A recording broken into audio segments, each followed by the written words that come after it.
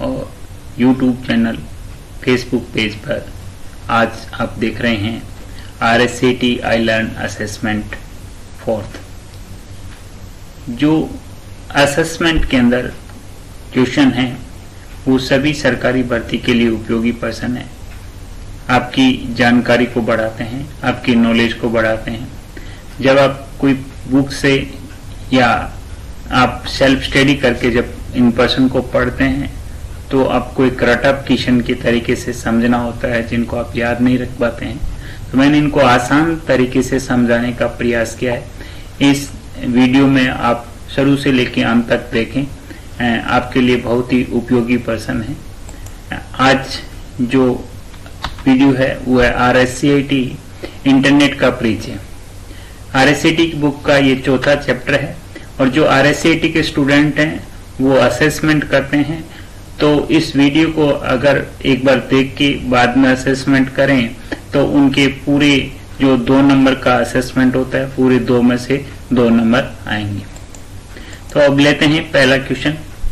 Search परिणाम आमतौर पर परिणामों की एक पंक्ति में प्रस्तुत किए जाते हैं जिन्हें अक्सर कहा जाता है tag list, search engine result page, search engine as category. तो इसका राइट आंसर होगा सर्च इंजन रिजल्ट पेज। दूसरा प्रश्न, निम्न में से कौन सा सर्च इंजन विशेष रूप से वैज्ञानिक जानकारी के लिए है? यानी जो सर्च इंजन के नाम दिए गए उनमें वैज्ञानिक जानकारी के लिए है। Google, Yahoo, Cyrus, AltaVista. तो सही उत्तर है साइरस। तीसरा प्रश्न, वर्ल्ड वाइड वेब पेज बनाने के लिए आमतौर पर किस भाषा का उपयोग किया जाता है? जब कंप्यूटर की वेबसाइट बनाई जाती है तो कंप्यूटर लैंग्वेज का उसमें प्रयोग किया जाता है। तो वो कौन सी लैंग्वेज है जिसका प्रयोग करके वर्ल्ड वाइड पेज बनाया जाता है? URL, IRC, NIH, HTML। तो इसका सही आंसर है HTML hyper text markup language. चौथा क्वेश्चन दे लेने से पहले मैं आपको इस समय आप SS इन्फोटेक यूट्यूब चैनल पर अध्ययन कर रहे हैं।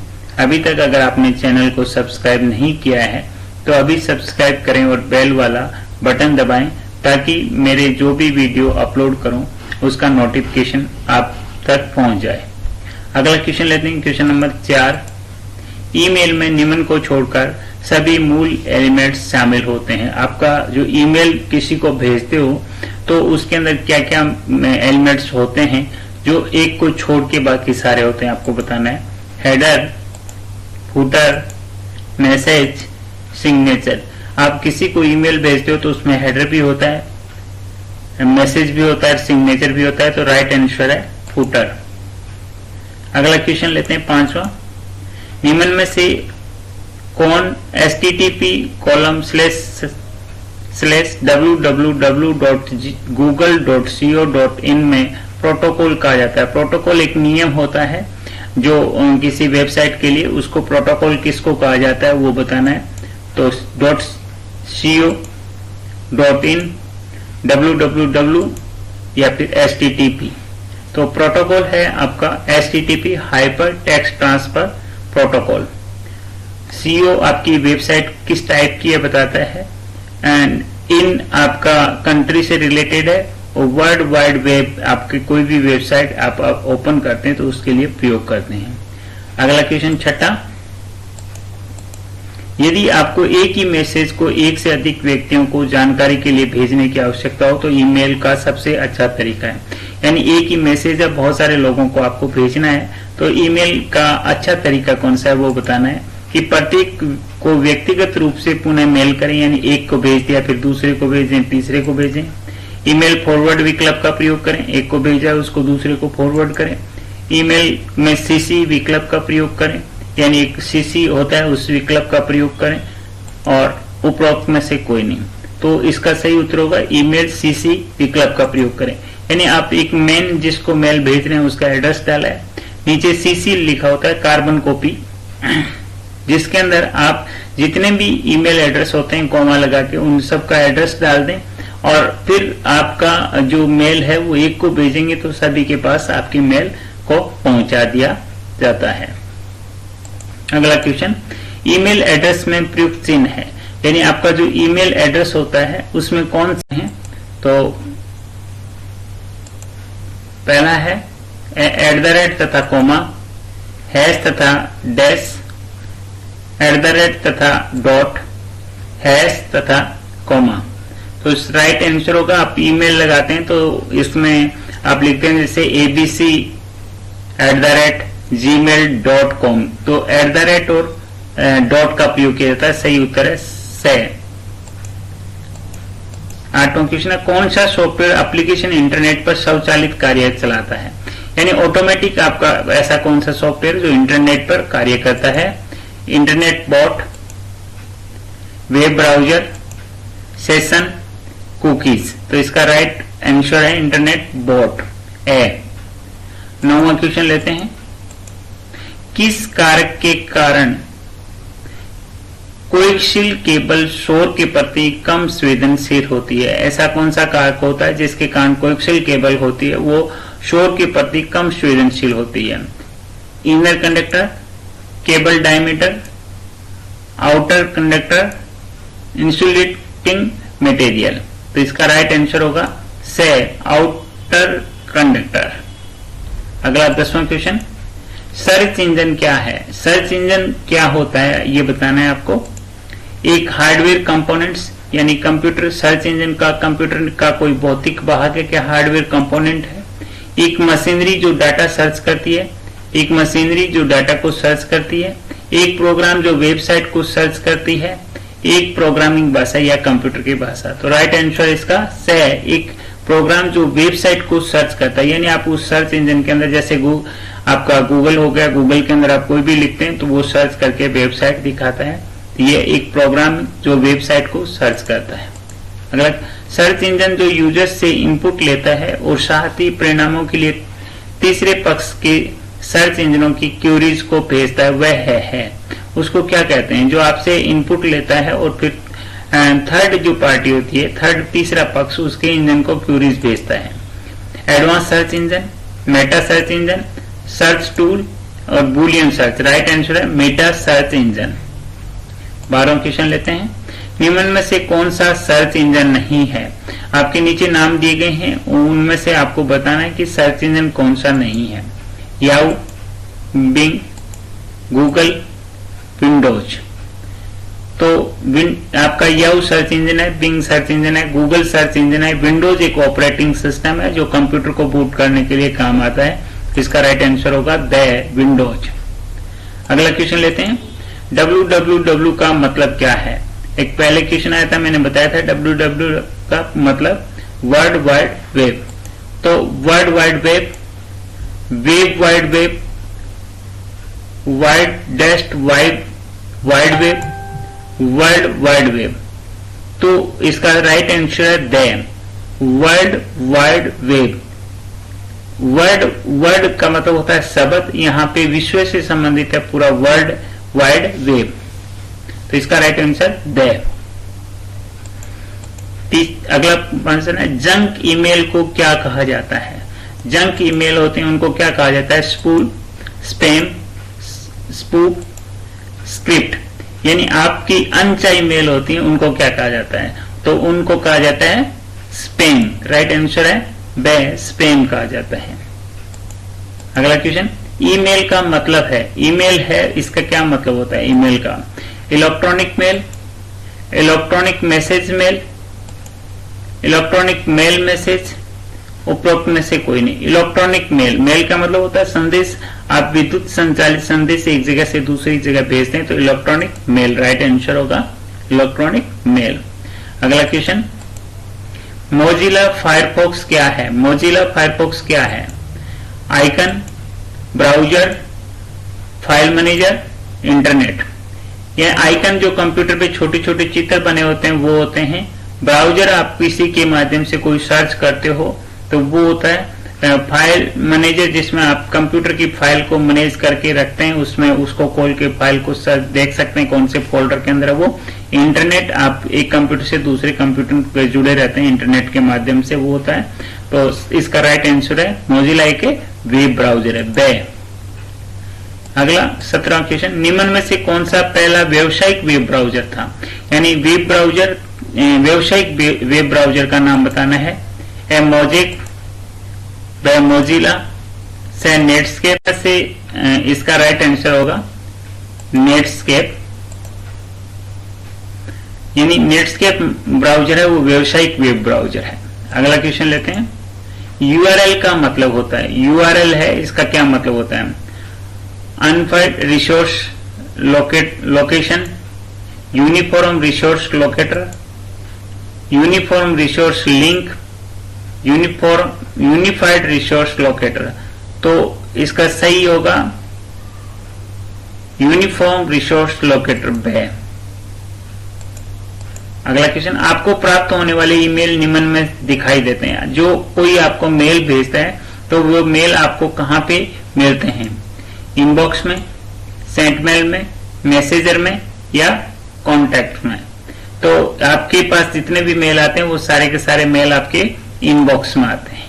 तो इसका राइट आंसर होगा इनबॉक्स।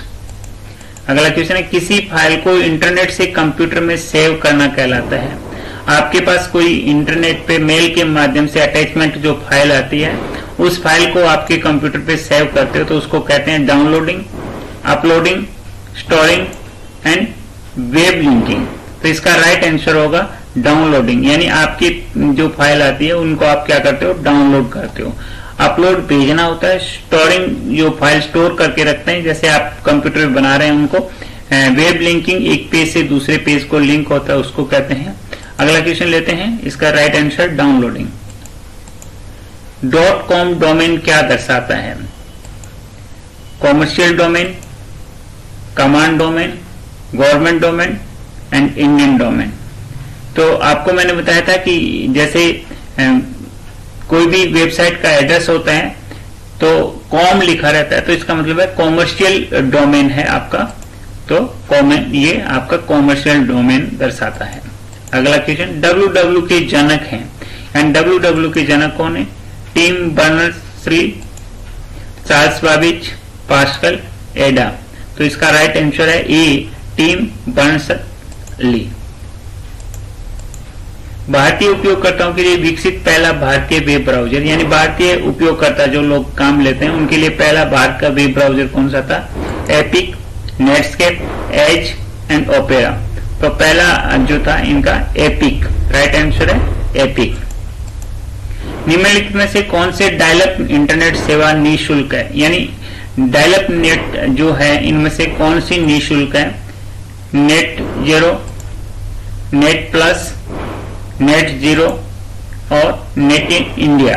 तो राइट आंसर है इसका नेट जीरो। अगला क्वेश्चन, इंटरनेट है, इंटरनेट किसको कहा जाता है? नेटवर्क का नेटवर्क, सॉफ्टवेयर, कंप्यूटर प्रोग्राम, उपरोक्त में से कोई नहीं। तो इसका राइट आंसर है नेटवर्कों का नेटवर्क जो होता है उसको क्या कहते हैं? इंटरनेट कहते हैं। 28वां क्वेश्चन, रिक्त स्थान यानी एक बेसिक एड्रेस है जिसका उपयोग इंटरनेट पर संसाधनों को पता लगाने के लिए किया जाता है। URL, TCP, IP, SMTP, HTML. तो इसका राइट आंसर है यूआरएल, यूनिफॉर्म रिसोर्स लोकेटर। जो एड्रेस होता है वो है आप किसी भी वेबसाइट का पता लगाते हैं। टीसीपी, आईपी आपके प्रोटोकॉल होते हैं। एसएमटीपी मेल के लिए होता है प्रोटोकॉल और एचटीएमएल आपका कोई वेब पेज होता है उसके लिए लैंग्वेज है हाइपर टेक्स्ट मार्कअप लैंग्वेज।